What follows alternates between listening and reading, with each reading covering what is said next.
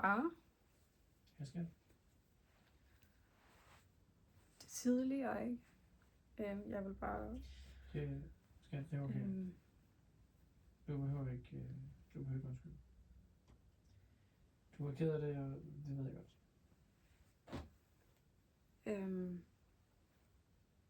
Nej. Nej, det ved du ikke. Altså, det har du aldrig vidst, fordi jeg har ikke kunne sige det. Sig hvad?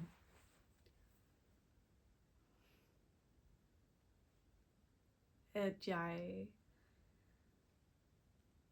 er vred på dig.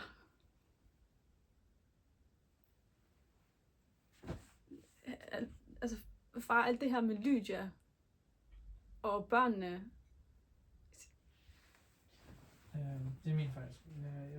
Jeg burde have fortalt dig det. Ja. Før. Og jeg er ked af det. Ja, det burde du have sagt, men det er mere end det. Det er det her med, at du har fundet en helt ny familie, og jeg føler mig som en fremmed.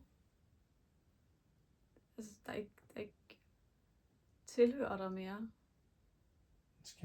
Selvfølgelig gør du det.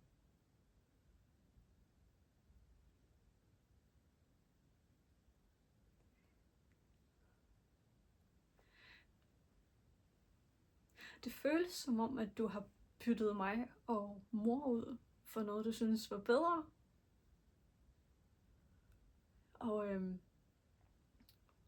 jeg vil gerne vide, hvorfor. Skammer du dig over mig? Er du flov over mig? Nej. Jeg... Bare sig det, far. Hvad har jeg gjort forkert? Hvorfor gik du? Hvorfor skred du? Hvad var det, der gjorde, at du skulle gå? Ja. Hvorfor kan Paul besøge sin alkoholiske far 1 gang i måneden, og du kan kun besøge mig 2 gange om året? Jeg kender dig, far. Jeg ved, at du elsker at være Paul og Chris' far. Men du har aldrig nogensinde kunne finde tid til at være min.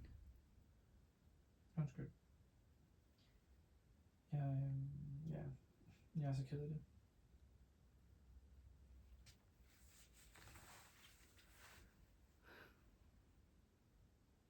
Jeg vil ønske, det var nok.